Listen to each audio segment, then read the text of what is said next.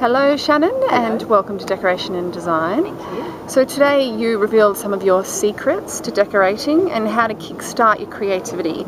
So what are some of your own personal ways to do this and to get your juices flowing when you start a project or each day?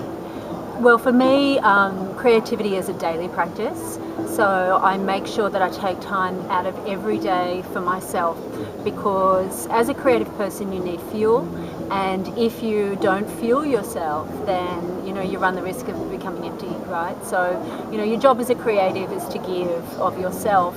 So I always begin every single day at my favourite cafe and with a coffee with friends, or swimming at the beach. Yeah, going into the salt water is really important for me, just to clear my mind. And then every day I make sure to hold myself up by myself. So what can happen is that meetings take over and life takes over and the to-do list takes over. So I'm very disciplined about taking time out so that I can think. The other thing that I don't do is I try not to mine the internet too much and overload my mind with too much inspiration, because I find that it can get in the way of my own creativity. So I'm very disciplined about that as well, even though I'm sort of desperate to know what's going on. Yeah, absolutely, absolutely. So they're just a few of the things that I do every day. Perfect. Why is connection so important when designing, and what do you mean by connection in terms of design and interiors? It's difficult to understand connection because it's invisible. So we think that we need to see something to feel that it's there. So connection really is about the energy that you're conveying. So whether or not something feels good or whether it feels bad, it's really that simple. So it's important to create positive connection, because that then has a positive effect on the person you're connecting with, that then has a positive effect on the people they're connecting with. So it also, creating that sort of connection in design, grounds an interior. So it gives it substance. If you don't create connection at the outset, then your interior runs the risk of kind of being superficial and floating off and not being successful. So I spend a lot of time on that connection, and I really value it as a designer. One of the tips that you mentioned was making your story.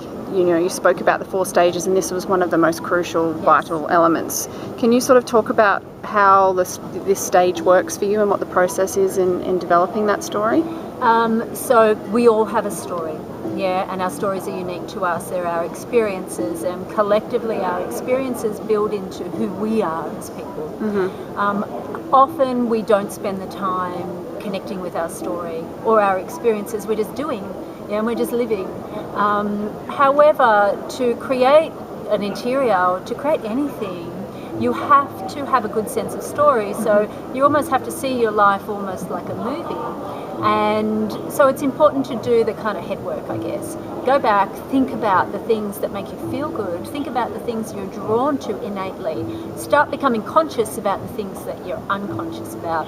And I find that that is the springboard. There's always something in there that I can work with on a creative venture, whether it's a texture or colour or feeling or something. So story is vital. Yeah, amazing.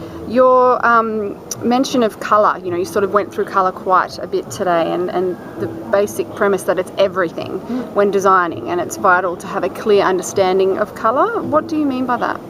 Well, colour is everything in design.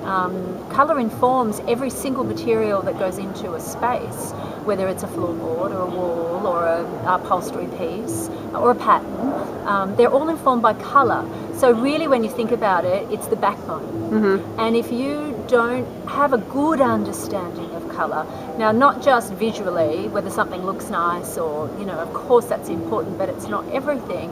It's about the human characteristics of colour. Every colour makes us feel a certain way. Not all of us, but as individuals. So one person will feel one way, another person will feel another way. You must understand those human attributes, as well as understanding where something looks good to the eye, for a space to become successful. And finally, you spoke about having fun with the mood board. How does this help with you and your clients in developing a project? Well, it's about playing.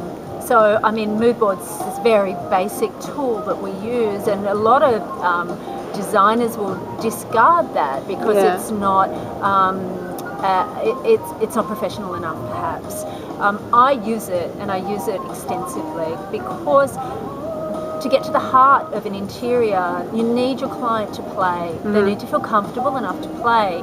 Once you break down those preconceived ideas and you really see them starting to play, they open up, and then you start to get a really good sense of what it is that makes them feel good.